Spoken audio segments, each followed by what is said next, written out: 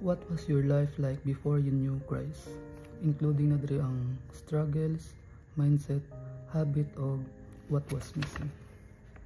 So sa tong dili pa nako tinud na kilala si Kristo, mura ko nagalihok-lihok lang sa kinabuhi nga walay klarong direksyon. Mata ko adlaw-adlaw nga nagabitbit og mga butang nga dili nako masturyahan, like ang pressure, kabalaka, insecurity. Og paminaw nako ako lang jud ang nagadala sa tanan og wala ko'y kauban. Sa gawas is mura ko okay lang, pero sa sulod nako kapoy nako. Ang akong mindset kay bahala na, o basta makasurvive lang, hoping nga maayos ra ang tanan bisan nga wala ko'y ginabuhat.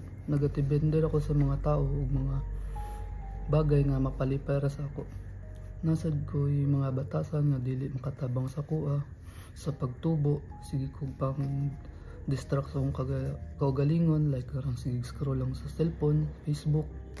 Nagapabisi ko o para makita pod sa iban nga okay lang ko, imbes nga atubangon ako ang tinud nga problema, mao tong ginabuhat. Wala ko gatabang sa sarili, o pirmi ko makakumpara sa akong sarili o sa ibang tao, o unsa man ang kulang.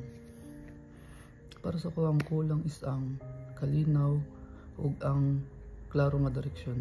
Wala ko kabalo og unsa kalalom akong panginahanglan hangtod sa nadawat nako si Kristo sa akong kinabuhi.